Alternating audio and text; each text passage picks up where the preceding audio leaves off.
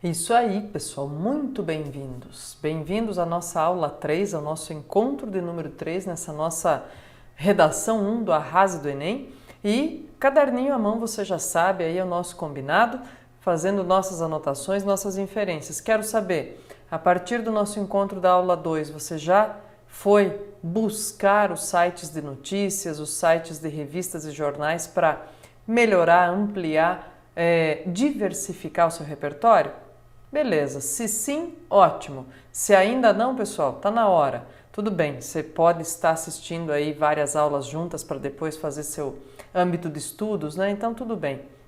Mas não deixe de fazer isso, tá? A partir dessa orientação, olha, semanalmente se torne um visitante contumaz. Para usar uma palavra que já apareceu nos nossos textos aqui, você deve se tornar familiarizado a ela também. Se torne um visitante contumaz desses sites de notícias, de revistas, de jornais. Isso vai melhorar seu repertório linguístico, argumentativo e de conteúdo, certo? Muito bem, isso aí para nós. Pessoal, olha só, nós conversamos sobre a divisão aí das nossas aulas, né, na sequência, sobre a leitura e o entendimento do que aparece no Guia do Participante do Enem, elaborado pelo INEP, divulgado, o INEP, órgão associado ao MEC, né, responsável por esse tipo de avaliação dos sistemas educacionais brasileiros. E aí o que acontece? Eles divulgaram esses dois guias, 2012 e 2013, e é com base neles que a gente precisa se preparar, estudar, destrinchar as características do texto Enem, né? Não tem outro jeito, gente. É dominar mesmo, é uma cartilha, aí, se assim você quiser definir, de como fazer a redação do Enem. E eu disse a vocês que nós tiraríamos aquele primeiro momento, numa primeira aula, para conversar sobre essa cartilha, sobre reflexões de fala escrita, variedades, correção do texto. Falaríamos com alguma expressividade, ainda que brevemente, dando tópicos de coesão e coerência na aula 2. E a partir desta aula nós vamos numa sequência aí de entendimento da aplicação de cada competência na correção do texto Enem, certo? Muito bem, então vamos lá comigo, olha só. Antes de tudo, pessoal, é preciso entender que há 5 competências. E aí eu peço paciência a você, você vai ouvir isso muitas vezes ainda ao longo das nossas aulas. É justamente porque a gente vai aplicar o processo da reiteração, pessoal, né? Então, quanto mais a gente discutir isso, disser isso, internalizar isso, acho que mais fácil ou mais compreensível fica para nós. Inclusive num dia de nervosismo que aconteça lá no segundo dia do Enem, que é o dia da redação, né? De dizer assim, puxa, e agora? Tenho 1 hora só para isso, que pânico! Vamos fugir do texto em branco, né, pessoal? Então, vamos lá, caprichando aí e entendendo, repetindo o que tem em cada redação, o que deve ter em cada redação do Enem, né? Então, primeiro de tudo, gente, competência 1, 2, 3, 4 e 5. Perfazendo aí um total de 1000 pontos. Lembre-se, né? Já conversamos sobre isso, os professores também dão dicas sobre isso e olha, a única área, a única prova que pode de fato lhe render 1000 pontos é a redação. Por quê? Por causa da teoria de resposta ao item. Cada item da prova tem um valor e não importa se está certo ou se está errado. Por isso, você não tira 1000 pontos, mesmo acertando as 45 questões de cada uma das outras áreas, ok? É só na redação que a gente pode chegar, pode angariar aí os 1000 pontos, certo? Muito bem. Se conseguir, de novo, né, gente? Se conseguir os 1000 pontos, ótimo. Se não conseguir, o nosso objetivo é algo factível, 800 pontos, tá bom? Isso aí. Vamos lá, então. 1000 pontos são totalizados aí nas competências, 200 para cada competência, 1, 2, 3, 4 e 5. 200 pontos em cada uma delas.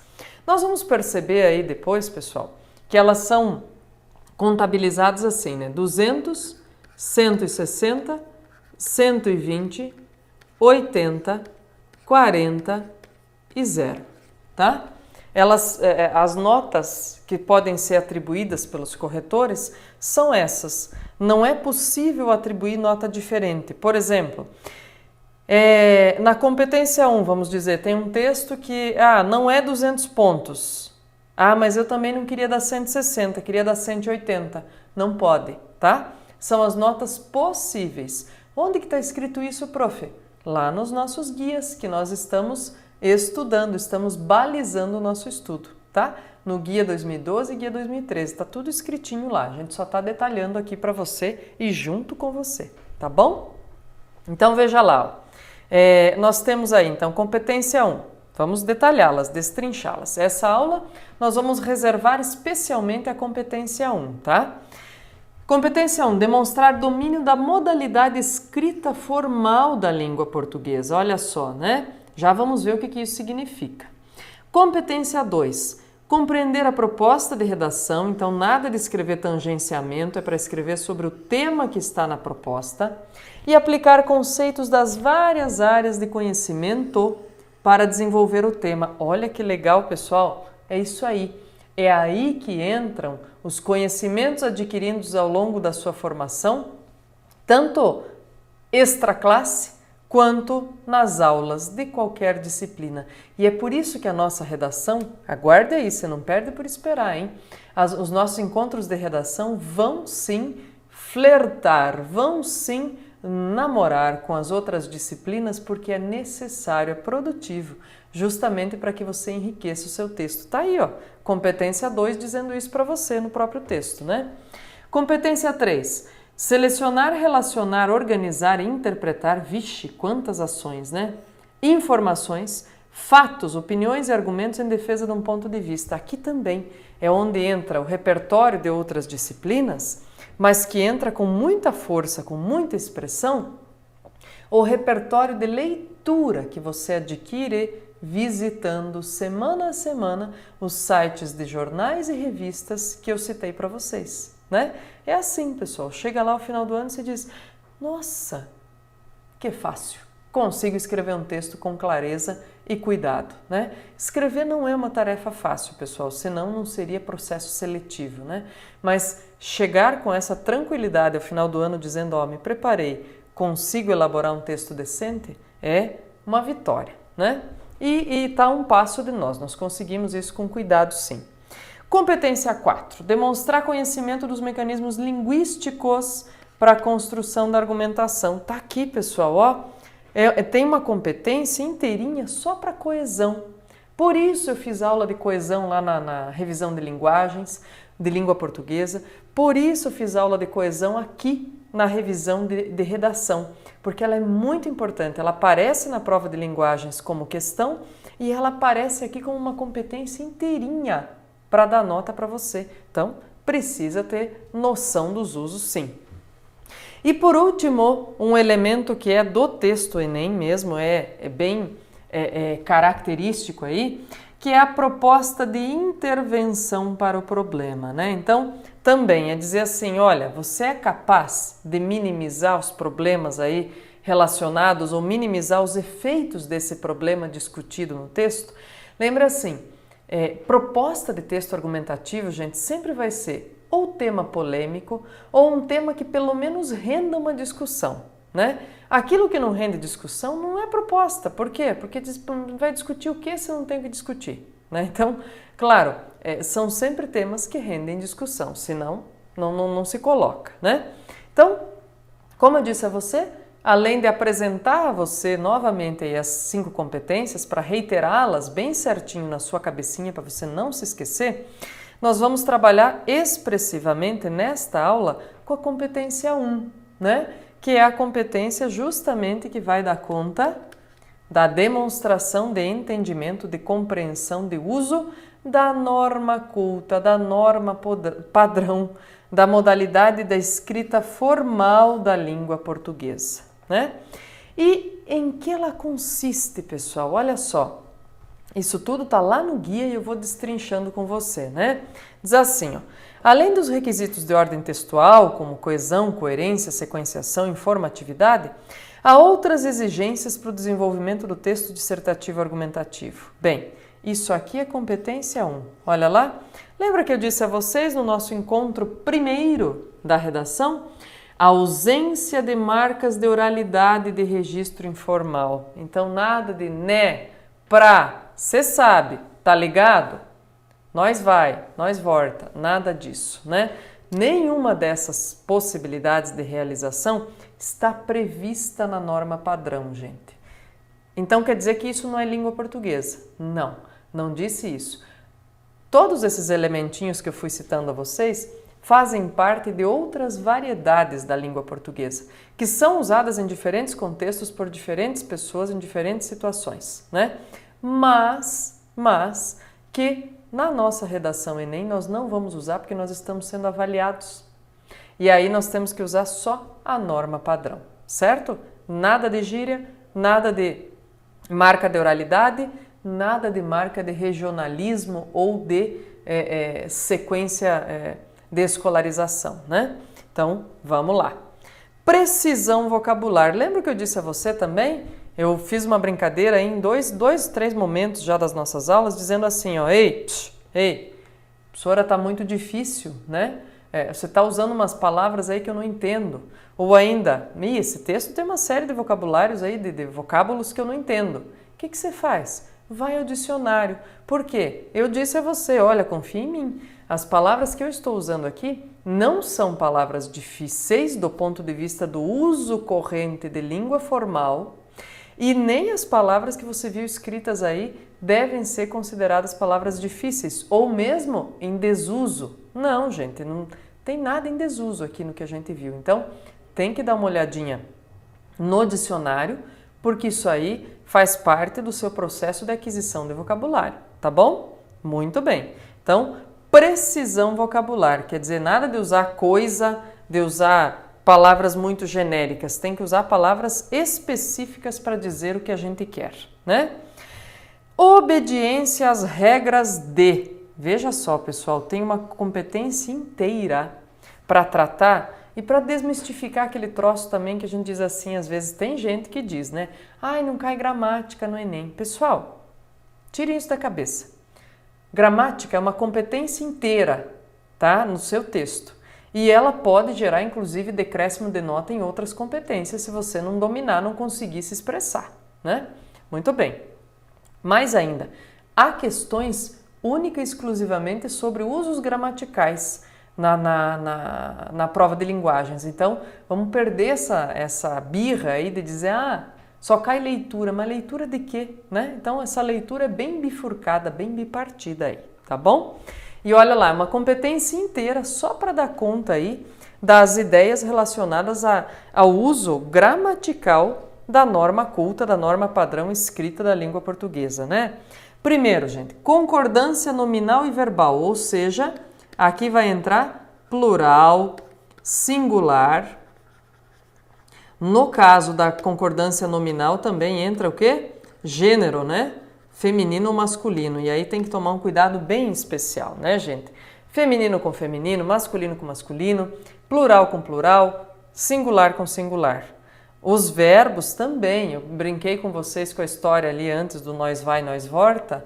Além da pronúncia, vejam, nós vamos, nós voltamos. A concordância, gente, é muito importante de ser estabelecida, de ser percebida aí no texto, né? Regência nominal e verbal. Então, ó, veja, lembre-se disso aqui, tudo isso que eu estou observando aqui com vocês, gente, ó, vou dar uma dica. Tudo isso que tem a ver aqui com a competência 1 tá lá nas nossas aulinhas de linguagem, tá? A aula de revisão, as aulas de revisão de linguagens foram montadas também em cima do que a redação exige de vocês de domínio da língua portuguesa e em cima do que cai na prova em questões objetivas de linguagens. Então, gente, ó, por exemplo, concordância, tem uma aula só para concordância. Tem uma aula só para regência, professora? Tem. E, inclusive, eu fiz questão de trazer os verbos mais significativos, aqueles em que a gente mais tropeça, né? E aqueles que evidenciam muito, assim, o tipo de tropeço que a gente faz. Assistir, por exemplo. Dizer, ó, tem um assistir que é ajudar, tem um assistir que é ver, ficar de olho, né? Então, olha, gente, dá olhadinha lá na aula de linguagens para a revisão aí de tópicos gramaticais de língua portuguesa, que vai ajudar muito você aqui a perceber essas coisas no texto, né? Se ainda assim não ficar claro, você tiver dúvida, quiser mais exercícios além dos que nós colocamos lá, vá a boas gramáticas, tá? A bons compêndios aí que trazem descrição de língua portuguesa que você vai ser ajudado com certeza, tá bom? Regência, então tá aí, né? O que se exige, se tem preposição ou não, tá lá na aula. Pontuação. Olha, gente, um pedido especialíssimo para a redação, tá? Não separar sujeito de verbo na frase, tá? Por quê? Isso ocorre demais, gente. É um erro que muitos estudantes cometem nas suas redações, que é, meu sujeito ficou longo, eu separo com vírgula antes de vir o verbo. Não pode, gente, não pode. Isso caracteriza desconexão, ausência de coesão e um parco entendimento da sintaxe. Então, nada de separar nem o sujeito do verbo, nem o verbo dos seus complementos. Mais ainda, gente, nada de fazer período incompleto, né? Os períodos têm que ser completos. O ponto final tem que aparecer quando eu mostrei a minha mensagem sintaticamente completa. Sujeito, verbo, objetos e seus complementos outros, tá? Flexão de nomes e verbos, né? Então, flexão aí é a ideia de fazer direitinho, né? Os plurais e os singulares e as pessoas, modos e tempos verbais. Sabe que tem alguns verbos que pegam aí também, né?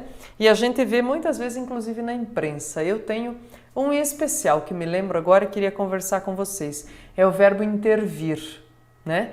Como ele é originado a partir do verbo vir, ele deve ser flexionado igualzinho o verbo vir. Mas não é incomum a gente ver na imprensa, inclusive, o pessoal dizendo que a polícia interviu. Você fala, ui, não pode ser interviu. Por quê? Porque não é do verbo interver, né? Não tem verbo interver, tem verbo intervir. Então, a polícia interveio. Ai, professora, que feio. É isso aí, gente. Por quê? Porque a formação do verbo é a partir do verbo vir, né? Outros verbos formados a partir do verbo pôr. Por exemplo, expor. Ora, se eu pôr, não, se eu puser, então se eu expuser. Então, um cuidado bem especial, gente, com algumas correlações de modos e tempos verbais, faz bem aí ao nosso uso bem gramatical da coisa, né? Colocação de pronomes oblíquos, átonos e tônicos. Um cuidado especial, gente. Olha, existem correntes de pensamento muito diferentes sobre a colocação dos pronomes. E eu diria a vocês para tomarem cuidado com duas coisas especiais para o pronome, daí a gente já vai ter matado mais de 90% das situações comprometedoras. Primeiro, não comece período com pronome oblíquo. A gente fez isso nas nossas revisões lá de língua portuguesa, né? Nós trabalhamos com isso.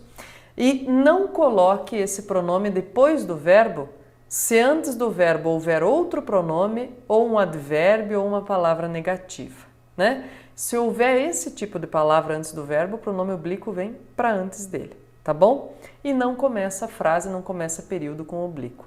Pronto, já resolvi os seus problemas, tá? Já sabemos o que é necessário para não cometer gafes aí nesse quesito, ok? Grafia das palavras, gente, acentuação gráfica, emprego de letras maiúsculas e minúsculas. Isso aqui é prerrogativa essencial, é muito importante, né? Por quê? Com essa história de novo acordo ortográfico, o pessoal fica meio cabreiro, fica meio assim, caiu, não caiu, aparece ou não aparece. Pessoal, olha, nós estamos com os 2 acordos ortográficos em vigor, né? Então, assim, por via das dúvidas, coloque o que você sabe que tem acento. Veja, não caiu o acento grave da crase de maneira alguma, nem no novo acordo. O que caiu mesmo e sumiu foi o trema, né? Ainda não de nomes próprios. E alguns acentos, tá? Alguns acentos diferenciais e outros em ditongos decrescentes de palavras paroxítonas, né? Por exemplo, em heróico. Tá? Mas não caíram todos os acentos, heróico, ideia, né? Então, Então, cuidado bem especial com isso, porque às vezes a gente diz, nossa, escuta umas aberrações, assim, o pessoal dizendo, caiu tudo. E a brincadeira nossa é sempre dizer, olha, se caiu, meu filho, junta e coloca no lugar certo, porque não caiu nada, tá? Então, tomar um cuidado especial aí com grafia das palavras. Divisão silábica na mudança de linha, translineação. Lembrar, pessoal, principalmente dos dígrafos, né? Pássaro, o que acontece? Um S lá em cima, outro S aqui embaixo. Terra, um R lá em cima, outro R aqui embaixo, quando vai precisar dividir a sílaba. Quando que eu coloco os dois tracinhos, os dois hífens, né? Um hífen lá em cima e um hífen aqui embaixo? Só se a palavra original já tinha hífen nessa posição. Por exemplo, eu quero escrever lembra-se. Lembra-se. E eu já tenho um hífen nessa palavra aí no verbo pronominal, né? Lembra, hífen, se. Aí eu termino minha linha no lembra, hífen.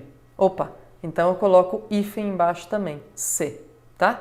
Em palavras onde não há hífen já na palavra original, você só coloca o hífen lá em cima e acabou, tá? Então, tudo bem. Nós vamos falar disso com cuidado ainda, pessoal, mas já para vocês irem tendo essa ideia, tá? Então, olha, são elementos importantíssimos aí, todos eles, para a boa consecução da competência 1 do nosso texto, certo? Muito bem.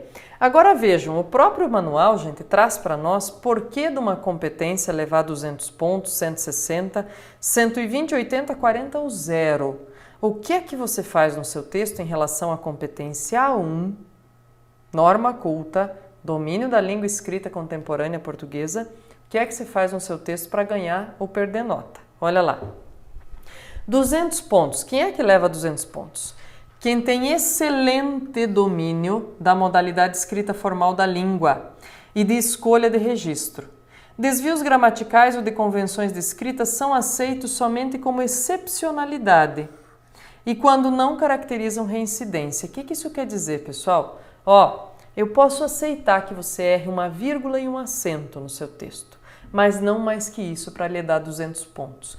Você diz, nossa, que firme, né? Que firme. Então, assim, claro, pode acontecer de passado o corretor não perceber? Pode, né? Mas isso acaba beneficiando o aluno e não prejudicando, na verdade, se o corretor não perceber que houve mais erros do que houve de fato, né? Aí, 160 pontos. Quem é que tira nessa competência, pessoal? Quem demonstra bom domínio, mas que tem ainda poucos desvios gramaticais, né? Mas já tem mais do que nos 200. 120. Ele tem alguns, quer dizer, ele não tem só poucos, ele tem vários. Quem tira 80? Tem muitos, olha aqui, muitos desvios gramaticais. Quem tira 40? Ora, quem tem domínio precário da modalidade escrita e mostra de forma sistemática uma sequência de erros. E quem que vai tirar 0, pessoal? Texto que não dá para ler, que não tem palavra no texto, né? Aí sim é 0, tá? E aí eu trouxe para compartilhar com vocês uma redação, olha lá, ela foi publicada pelo jornal O Globo, tá? E aí vem uma redação sobre o tema do Enem 2013, sobre os efeitos da lei seca no Brasil. Vamos ler e vamos observar do ponto de vista da norma culta para ver o que nós encontramos aí. Olha lá. O volante e o lobo do homem. Egoísmo, irresponsabilidade e traços mais do que meramente vestigiais de irracionalidade. Essas são as únicas explicações cabíveis para tentar justificar o que leva uma pessoa que consome bebida alcoólica a dirigir e pôr em risco a sua e tantas outras vidas.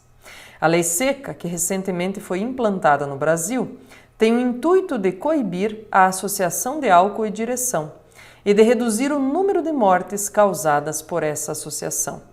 Apesar de já mostrar alguns resultados, a lei demanda maior fiscalização, pois é preciso eliminar a habitual certeza da impunidade que há no país. Opa! Só pelo primeiro parágrafo, gente, o que vocês já me dizem?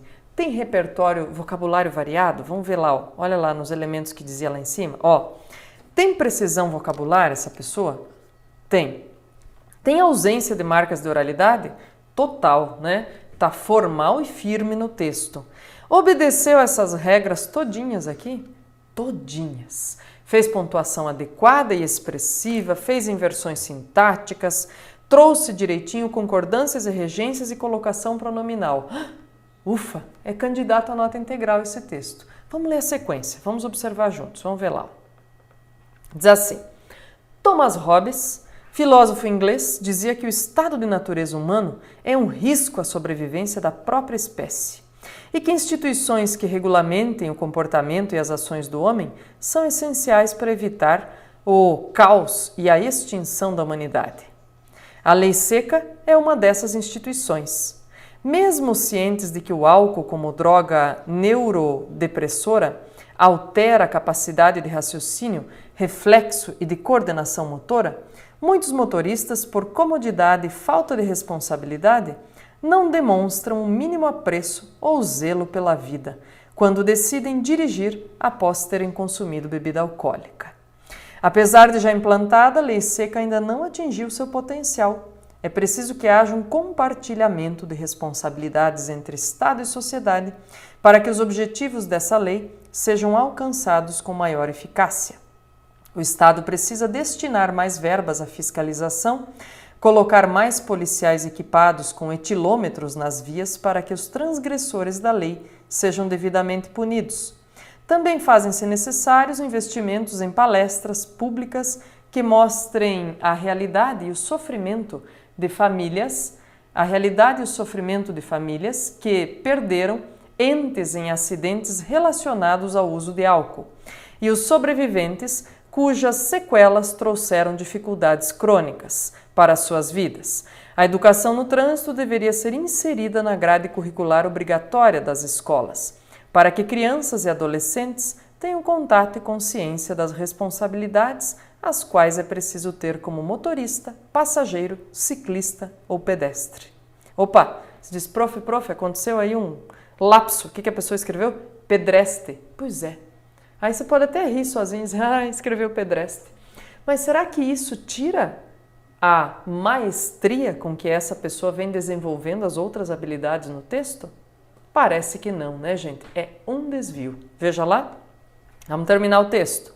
Como dizia Hobbes, o homem é lobo do homem. Portanto, a lei seca é um mecanismo essencial para que o homem não se torne, ao mesmo tempo, predador e presa de sua própria espécie. Bom, tirou nota integral esse texto, como você bem pode ter suspirado aí e ter dito, ufa, que testaço, né? Verdade. Tirou nota integral, gente, tirou 1000 pontos, né? Então, nada que um pedestre aí no meio escrito, pela contingência da qualidade do conteúdo, da diversidade do vocabulário, faça jus, né, pessoal? Então, assim, não tem jeito. Em alguns momentos a gente tem que parar, mergulhar em outras redações de outros colegas que fizeram em outros anos, né, de candidatos, para a gente tirar qual é o apreço, qual é a responsabilidade sobre o tema e sobre a consecução da redação para nós chegarmos à nossa nota acima de 800 pontos, né? Então vejam, esse texto aqui trabalha tranquilamente com norma culta em todos os quesitos. Lembrem-se lá, ó, todos os quesitos que nós vimos aqui, ele obedece com maestria. Embora tenha o que mesmo?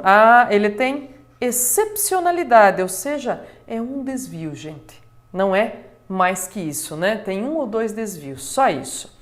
Aí, no restante, trabalha com maestria na escolha vocabular e na organização de conteúdo. Faz com que o leitor leia e se sinta mais informado a partir do texto.